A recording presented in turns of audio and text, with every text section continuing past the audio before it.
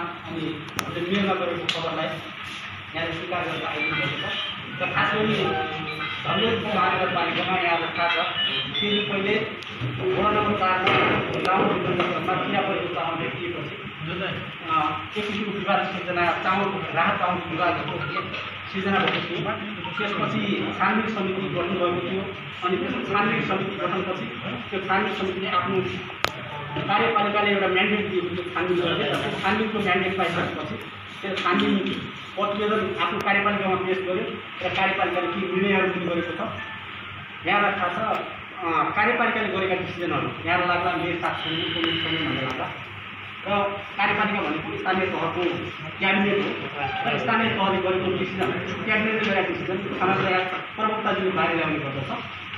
त्यो भएर प्रवक्ताजीले छानबिन समिति प्रतिवेदन र त्यसपछि कार्यपालिका गरेको निर्णयका विषयमा उहाँले के कुरा राख्नुहुन्न र सञ्चारको जिज्ञासा मेटाइदिनुहुन म अनुरोध गर्छु।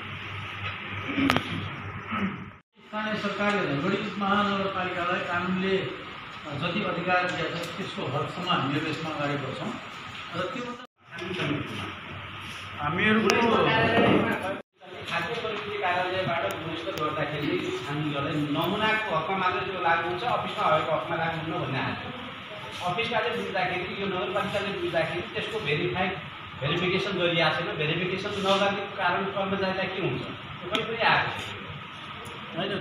पत्रकार महासङ्घका केन्द्रीय विभिन्न देखिरहेको छ र विभिन्न अन्य पत्रकार महासङ्घका अन्य पदाधिकारीहरू यहाँहरूलाई म आज यस प्रेस पत्रकार समितिमा हार्दिक स्वागत गर्न चाहन्छु। धनगढी महानगरपालिका मेरो व्यक्तिगत तौर हार्दिक स्वागत गर्न चाहन्छु।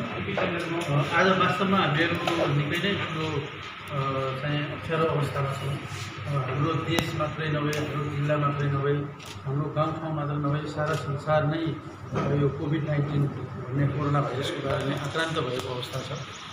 यस अवस्थामा यो कोभिड-19 को कारणले जुन हामीले लकडाउन फेस गर्नु परेको छ र लकडाउनको कारणले धेरै कुराहरू अवरुद्ध हुन गएका छन्, जस्तो नियमित गर्ने सम्पूर्ण कार्यहरू अहिले चाहिँ लगभग रोकिएको जस्तो अवस्था छ र यही बिचमा हामीले धेरै गाह्रो अप्ठ्यारोहरू झेल्दै आएको छौँ र त्यही गाह्रो अप्ठ्यारो झेल्ने क्रममा एउटा अप्ठ्यारो जुन चाहिँ मान्छेको रोजगारी गुमेको कारणले, मजदुरहरूको मजदुरी गुमेको कारणले र विभिन्न निम्न आय भएका र निम्न पेसामा संलग्न हुनुभएका आम नागरिकहरूको जुन पेसा गुमेर उहाँहरूलाई दैनिक जीविकोपार्जन गर्न र आफ्नो चाहिँ बिहान बेलुकाको छाप टार्न पनि गाह्रो भएको अवस्था जुन थियो, त्यही अवस्थालाई केही सम्बोधन गर्नको लागि नेपाल सरकार, त्यसपछि प्रदेश सरकार र स्थानीय सरकार सबैले अहिले देशभरि नै केही राहत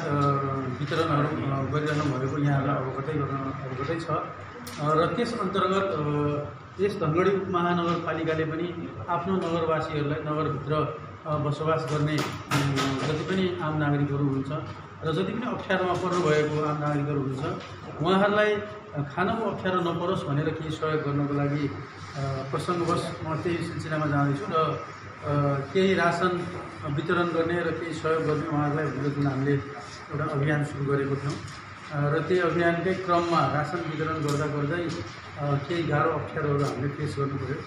सुरुवाती चरणमा हामीले डाटा कलेक्सन गर्दै केही अप्ठ्यारो भएको थियो सबै वडाहरूमा र त्यसपछि गएर राहत कसरी वितरण गर्ने भन्ने किसिमको एउटा चाहिँ केन्द्र सरकार, प्रदेश सरकारले हामीलाई मापदण्ड दिइसकेको अवस्था पनि हो। तथापि त्योभन्दा बाहेक पनि केही जस्तो विद्यार्थी साथीहरू हुनुहुन्छ। अब यदि हामीले मापदण्ड नै हेर्ने भने विद्यार्थी साथीहरूलाई हामीले चाहिँ राहत वितरण दिने कि नदिने भनेर हेर्नुपर्ने हुन्थ्यो। तर पनि हामीहरूको अवस्था के थियो भने केही विद्यार्थी साथीहरू जो चाहिँ निम्न आमा बुवाहरूको निम्न आय भएको विद्यार्थी साथीहरू जो यहाँ घरभाडामा बसेर आफ्नो पढाइको सिलसिलामा जो यहाँ बस्नुभएको थियो उहाँहरूलाई पनि सहयोग गर्नुपर्छ भनेर हामीहरू आफैले पनि धनगढी महानगरपालिकाले र हाम्रो आफ्नो बुझाइबाट पनि व्यवहारिक रूपमा त्यस्तो ठाउँमा पनि वितरण गरेका छौँ र त्यो वितरण गर्ने क्रममा यहाँहरूलाई अवगतै छ। यो केही 8-10 दिन अगाडि केही चाहिँ रासन सामग्रीहरूमा केही कैफियत देखिएको कुरा एक्कासी बाहिर आयो र जुन कुरा हामीहरू पनि अचम्म पऱ्यौँ। यसरी आउन नहुने चिज थियो। एउटा नियमपूर्वक रासन प्रक्रिया खरिद प्रक्रियादेखि लिएर त्यसलाई नियमन गर्ने सबै प्रक्रियाहरू पूर्ण गर्दा गर्दै पनि केही रासन चाहिँ खराब देखिएको कारणले केही अब मिडियामा पनि कभरेज भयो र आम जनताबाट पनि यसको केही चाहिँ केही विरोधहरू आएर केही टिका टिप्पणीहरू पनि भयो कि खराब रासनहरू झिमडी महानगरपालिकाले किन वितरण गर्यो भनेर यसै विषयमा अब धेरै न्युजमा पनि आयो र धेरै आम जनताको गुनासोका बिचमा हामीहरूले यो वास्तवमा खराब रासन एउटा दुईटा पोकामा देखिएको भए अथवा एक दुई कुन्टलमा देखिएको भए सायद हामीहरूले त्यसलाई चाहिँ भनौँ न अब यति धेरै काम गर्दाखेरि केही सानोतिनो गल्तीहरू हुन्छ भनेर केही नजरअन्दाज गर्न पनि सक्छौँ र व्यवहारिक रूपमा एक्सचेन्ज गरेर त्यसलाई चाहिँ समाधान गर्न पनि सक्छौँ। तर अलि ठुलै रूपमा भनौँ न लगभग धेरै नै क्वान्टिटीमा अब उहाँ हाम्रो टोटल सप्लाईको क्वान्टिटीमा त त्यो धेरै छैन, तर पनि हामीले एक्कासी देखिँदाखेरि जुन धेरै नै क्वान्टिटीमा जुन रासनहरू चाहिँ भनौँ 4 नम्बर वडा 5 नम्बर वडा त्यस्तै गरी 1 नम्बर वडा र अन्य लगायत अन्य विभिन्न वडाहरूमा जुन रासनमा कैफियत देखियो र अखाद्य जस्तो खालको किरा परेको रासन पनि देखियो। त्यो कारणले गर्दाखेरि हाम्रो पनि ध्यान आकर्षण भयो र रासन हामीले तत्काल चाहिँ रासन वितरण चाहिँ हामीले रोक्यौँ। त्यसै क्रममा म यहाँ एउटा यो हामीहरूले पत्रकार सम्मेलनको जमर्को गरेका छौँ झन्डरी महानगरपालिकाले र म यहाँहरूलाई यो एउटा प्रेस विज्ञप्ति हामीले तयार गरेको थियौँ। प्रेस विज्ञप्ति पनि यहाँलाई पढेर सुनाउन चाहन्छु। अहिले विश्वव्यापी रूपमा कोरोना भाइरस कोभिड-19 को महामारी फैलिएको छ। नेपाल सरकारले महामारी फैलिन नदिन चैत 11 गतेदेखि लकडाउन जारी गरेको छ। बाध्यात्मक लकडाउनका कारण छाक टार्न समस्या भएका मजदुरहरूलाई सरकारी मापदण्डमा रहेर दोस्रो चरणको राहत वितरणको काम भइरहेको अवस्थामा उपमहानगरपालिकाको वार्ड नम्बर 4 मा वितरण भइरहेको राहत मध्ये केही व्यक्तिले बुझेको चामलमा किरा परेको छ भन्ने गुनासो आउने बित्तिकै वितरणको काम रोकेर छानबिन प्रक्रिया अगाडि बढाइएको कुरा आम नगरवासीमा जानकारी गराउन चाहन्छौँ। अनुसन्धानबाट दोषी देखिने जो कसैलाई पनि कारबाही गर्ने प्रतिबद्धता हामीले गरेका छौँ। राहत वितरण र खरिदको विषयमा मिति 2077 वैशाख 31 गते नगर कार्यपालिका बैठकले घटनाको थप छानबिन र अनुसन्धानको लागि कार्यपालिका सदस्य मुरारी अधिकारीको संयोजकत्वमा 5 सदस्यीय छानबिन समिति गठन गरिएको थियो। उक्त छानबिन समितिले बुझाएको प्रतिवेदनका आधारमा मिति 2077 जेठ 6 गते बसेको उपमहानगरपालिकाको कार्यपालिका बैठकले आपूर्तिकर्ता ठाकुर ट्रेड लिङ्कलाई सार्वजनिक खरिद ऐन 2063 को दफा 63 को उपदफा 1 को देहाय ग बमोजिम कालो सूचीमा राख्नुपर्ने आधार र कारण प्रस्ताव गरी आपूर्तिकर्तालाई सुनवाईको मौका प्रदान गरी कानुन बमोजिम कारबाहीको प्रक्रिया अघि बढाउने निर्णय गरेको अवगत गराउन चाहन्छु। त्यसै गरी खरिद प्रक्रियामा कार्य गर्ने दायित्व भएका व्यक्तिबाट भए नभएको कमी कमजोरीको सम्बन्धमा सो कार्यमा संलग्न व्यक्तिहरूलाई स्पष्टीकरण सोधी कारबाहीको प्रक्रिया अगाडि बढाइने बेहोरा आम नगरवासीमा जानकारी गराउन चाहन्छौँ। अन्ततः छानबिनमा सहयोग पुर्याउन हुने छानबिनका समितिका सदस्यहरू र सम्पूर्ण सरकारवालाहरूलाई धन्यवाद दिँदै पूर्वाग्रही भएर लगाइने आरोपमा विश्वास नगर्न अनुरोध गर्न चाहन्छौँ। रोकिएको राहत वितरण केही दिनभित्रै सुचारू गरिने आम नगरवासीमा जानकारी गराउन चाहन्छौँ। एक्चुअली फेसिलिटेसन गरिदिनु। अब यसमा केही क्वेरिजहरू छ भने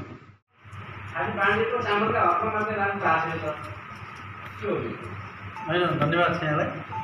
यहाँलाई म एउटा जानकारी के गराउन चाहन्छु भने यो केही नगर्ने भन्ने होइन, हामीहरूको निर्णय नम्बर 5 मा नै लेखिएको छ।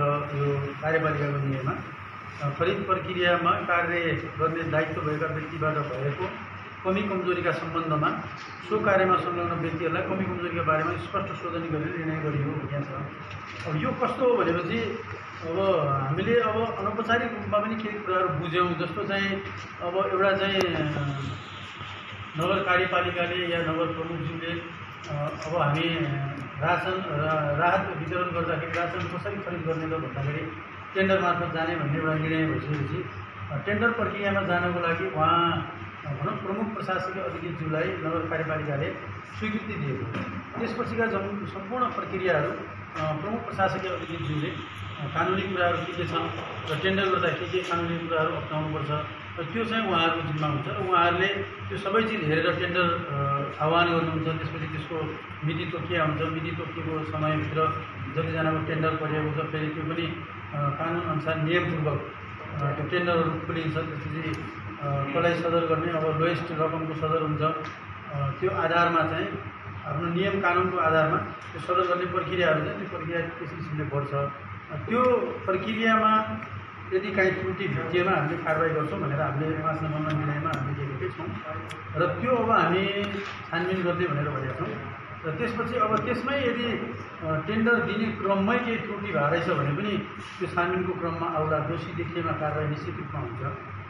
कारवाही नहुने कानुनले तोकिएको अधिकार हुन्छ र त्यो अधिकार अनुरूप आफू मातहतका कर्मचारीहरूले कुनै काम गर्ने क्रममा गल्ती भेटिएमा कसरी कारवाही गर्ने भन्ने त्यो कानुनी प्रक्रिया हुन्छ। त्यो अनुसार नै हामी अगाडि बढ्छौँ। उहाँहरूलाई स्पष्टीकरण सोधिन्छ। स्पष्टीकरण सोध्ने, अवसर दिने, आवश्यक हाल्नु सक्यो भने भेरिफिकेसन कर्मचारीका सन्दर्भमा चाहिँ के निर्णय हो तपाईँ? यस्तो छानबिन यस्तो यहाँलाई म के भन्न चाहन्छु भने छानबिन समितिले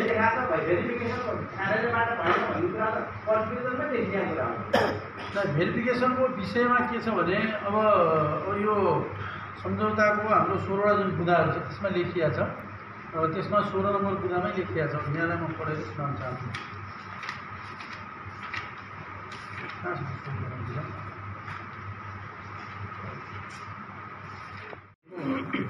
गुणस्तर अनुसारको खाद्य सामग्री आपूर्ति गर्ने जिम्मा आपूर्तिकर्ताको भएको हुनाले खाद्य सामग्री यस कार्यालयले बुझ्नुभन्दा पहिला आपूर्तिकर्ताले सम्बन्धित निकाय खाद्य प्रविधि गुण नियन्त्रण कार्यालयबाट नेपाल सरकारले तोकेको गुणस्तर बमोजिमको छ भने चेक जाँच वा विश्लेषण प्रतिवेदन पेश गर्नुपर्नेछ।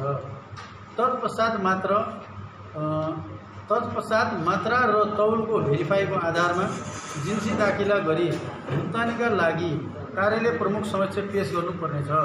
सोको आधारमा परिमाणलाई स्वीकृत दर रेटले हिसाब गरी नियमअनुसारको भुक्तानी गरिनेछ भनिन्छ। अब यसमा के छ भने क्वालिटीको विषयमा चाहिँ अब यो कस्तो भइदियो भनेपछि रासन पनि एकदम चाँडै नै सप्लाई गर्नुपर्ने मेरो एउटा कन्डिसन थियो। यहाँनिरै हो त्रुटि भएको कहाँनिर हो भनेपछि जस्तो आपूर्तिकर्तालाई हामीले राखेको शर्त अनुसार नै आपूर्तिकर्ताले आफ्नो स्याम्पल जुन खाद्यमा परीक्षण गरायो त्यो अनुसार नै उहाँले हामीलाई सप्लाई दिनुपर्ने हो। त्यो अनुसार उहाँले हामीलाई सप्लाई दिनु भएन, त्यसकारण उहाँ चाहिँ कारबाहीमा पर्नुभयो। उहाँको गल्ती भयो भनेर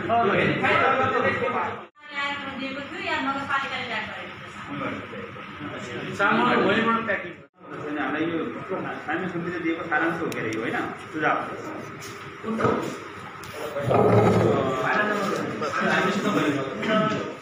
चारवटा लाइन भएको होला हुन्छ।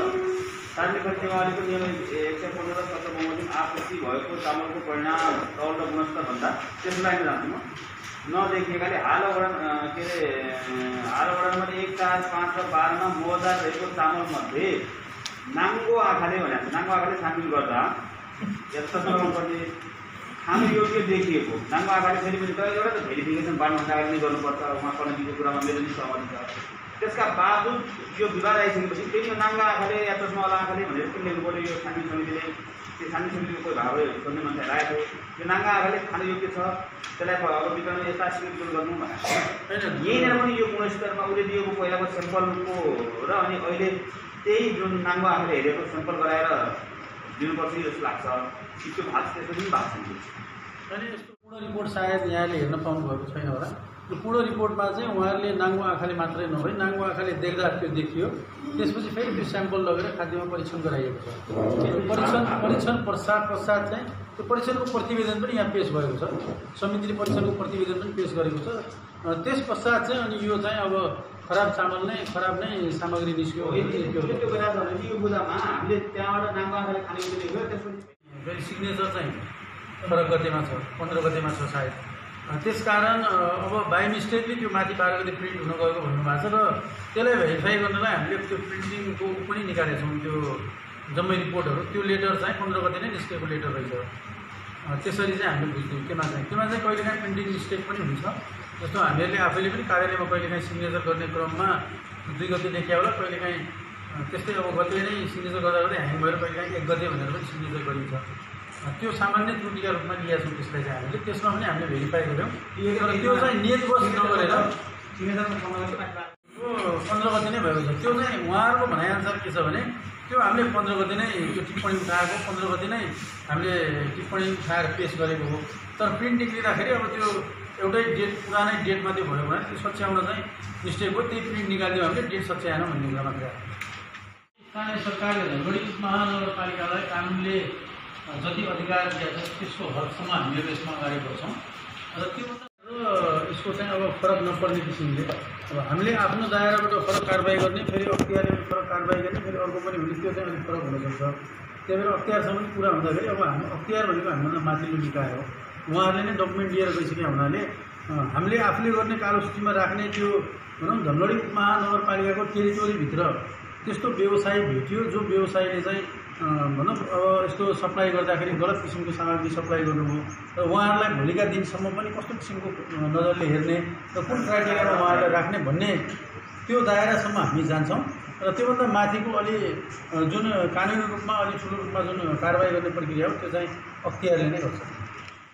हामीले आफैले कारबाही गर्ने चिजहरू पनि कति छन्, कति चाहिँ हामीले आफूले कारबाही नगरेर सम्बन्धित निकायलाई भनौँ न सार्वजनिक खरिद समिति भन्ने हुँदो रहेछ। कालो सूचीको लागि पनि हामीले त्यो निकायमा सिफारिस गर्नुपर्ने रहेछ र त्यस्तो सिफारिसहरू हामी चाहिँ सम्पूर्ण प्रमाण पुगाएर अनि हामीले सिफारिस गर्छौँ र अब हामी छानबिन हाम्रो सुरु हुन्छ। त्यसको लागि हाम्रो फरक समिति पनि गठन हुन्छ। त्यो चाहिँ तत्काललाई वितरण गर्न रोकिएको छ र खराब मात्र नभएर केही वडाहरूमा राम्रो खाद्य पदार्थ पनि थियो, त्यो पनि वितरण गर्न अहिले अख्तियारले समेत गरिसकेको हुनाले रोकिएको छ।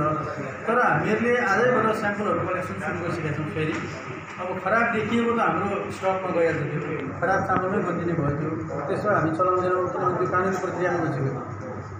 र जति हामीसित नबिग्रिएको चामल भन्ने जुन जति छ त्यो नबिग्रिएको चामललाई पनि हामी पुनः चाहिँ खाद्य गुणस्तरता उसमा चाहिँ परीक्षण गराएर र त्यसलाई भेरिफाई गराएर अनि फेरि पुनः त्यसको वितरण सुरु गर्छौँ।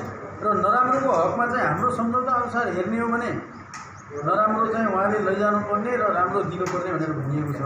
तर यसमा चाहिँ धेरै ठुलो परिमाणमा देखिया हुनाले अब यो चाहिँ अब केही न केही थप कारबाही अगाडि बढ्ने हुनाले अख्तियारले समेत हाम्रो कागजात दिएर गइसकेको हुनाले त्यो चाहिँ अहिले उहाँले त्यो लैजाने र फिर्ता गरेर दिने मात्र सामान्य प्रक्रिया मात्र अब त्यो रोकिएको छ। यहाँ धन्यवाद छ। वास्तवमा मैले अहिले भर्खर पनि त्यही कुरा भने म फेरि पनि रिपिट गर्न चाहन्छु यहाँलाई।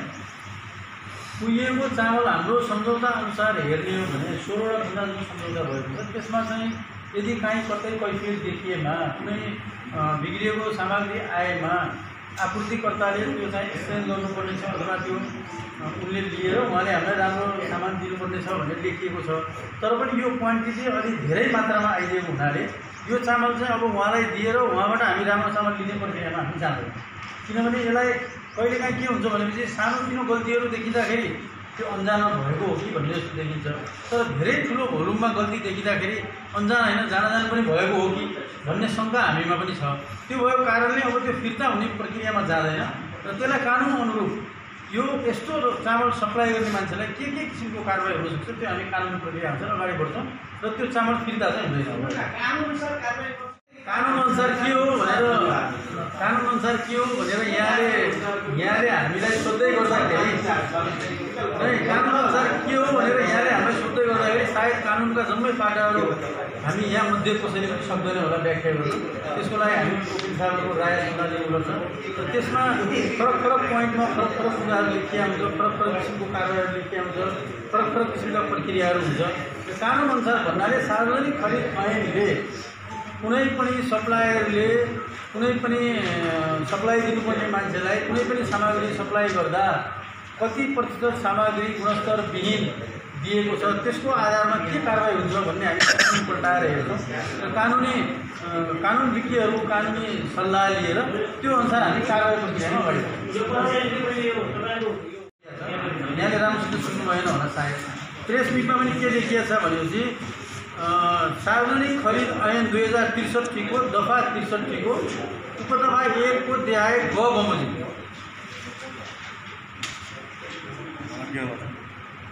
त्यो बमोजिम हामी कानुनी प्रक्रिया अगाडि बढाउने प्रोसेसमा अगाडि बढिसकेका छौँ र अब यो अगाडि बढाउँदै गर्दाखेरि यसले अन्य कानुनहरू पनि आकर्षित गर्छ। हामीले त्यो कानुनहरू पनि हेरेको छौँ, पढेको छौँ। जम्मै कुरा यहाँ पूर्ण पाठ म यहाँलाई कानुनको पूर्ण पाठ यहाँ अलिक भन्नमा असमर्थ छु, तर यो जम्मै हेरेको छु। तर यसका उपदफाहरू र यसका चाहिँ खण्ड खण्डमा जाँदाखेरि यसले धेरै अरू दफाहरूलाई पनि आकर्षित गर्दै जान्छ।